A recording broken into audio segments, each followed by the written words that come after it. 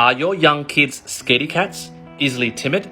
These are 5 things you should never do between you and your kids' relationship that will totally destroy their self-esteem and their guts. Because I'm telling you right now, I have 2 boys that are 5 and 7, and I've taught them to have guts to stand up for themselves, guts to speak out loud when wrong, and guts to break the generational cycle of low self-esteem, which is usually passed from the first generation parents to the next generation because of these 5 things done wrong. Because right off the bat, the first 5 don'ts, number 1 is do not add on to the teacher's criticism. To give you an example, I have 2 boys, one goes to kindergarten, one goes to year 2. If they come back from school and they go, Dad, X and Y and Z teacher criticized me on X and Y and Z because I did this and did that, I want you to not add fuel to fire and automatically go to your kid and say, oh, well, darling, I'm sure the teacher that criticized you has your best interest at heart, and I'm sure they wouldn't have criticized you if you didn't do anything wrong. So, it's normal to be criticized. Or you try to be condescendingly sympathetic and go, well, the teacher really means well for you, darling, okay? The teacher wouldn't have told you off if they didn't mean well for you.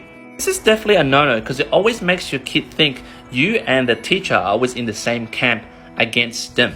Now, mind you, your kid might be wrong and deserve that reprimand from the teacher, but still, you can't let them perceive that you're on the same camp or same team that's always criticizing the child, your son or your daughter, okay? You need to let them feel like you always got their back. So whatever happens, they can come to you and discuss this with you without you automatically condescending, sympathetic way to say, oh, you're wrong anyway. Number 2, don't do's is never praise other kids over yours. I'm sure you guys have experienced this if you have first generation parents as your mum and dad, right? They see another kid and they're talking to the kid's parent, and right in your bloody face, they go, oh, so-and-so, so polite, so smart. I can't believe it.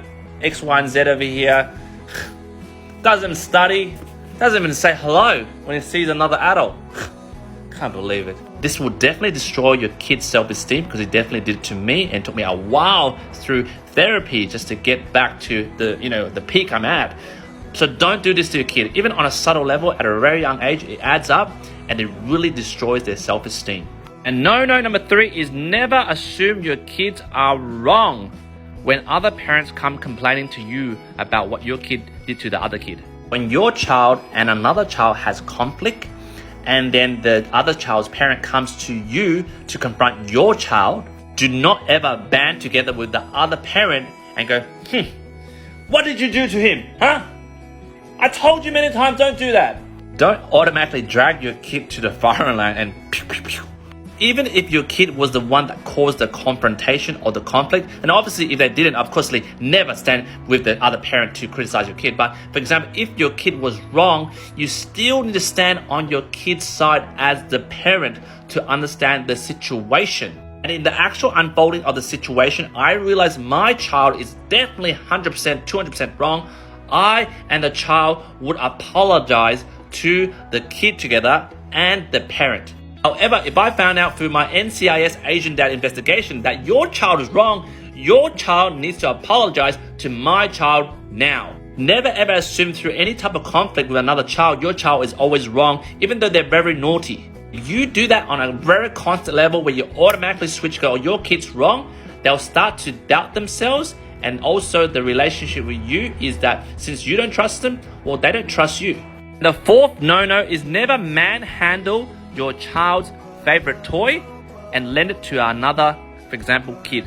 For example, you might be hosting a party at your home, right? And then other parents are bringing their kids. And then obviously your kids would have their favorite toys littered around the house, right? And then, for example, one of the child wants to play with your kids' toys.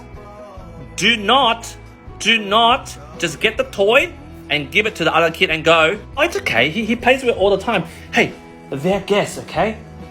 It's impolite not to share, okay? Shh. It's okay, here.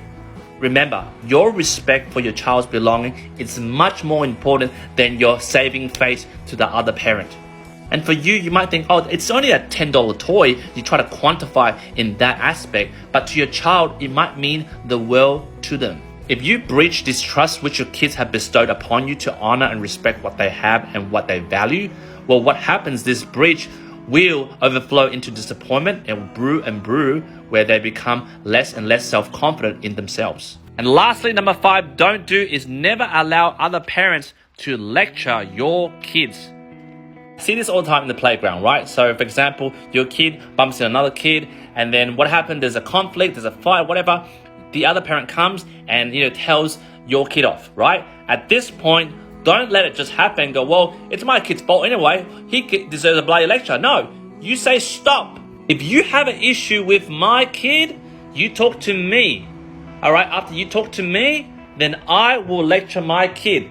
Remember, guys, I know I sound like an old record player, but you need, in whatever situation, to be able to stand on your child's side. All right, whatever the situation, they're right, wrong, especially if they're wrong, you need to be able to stand next to them so your kids feel you've got their back. You're in their team, their camp against the world.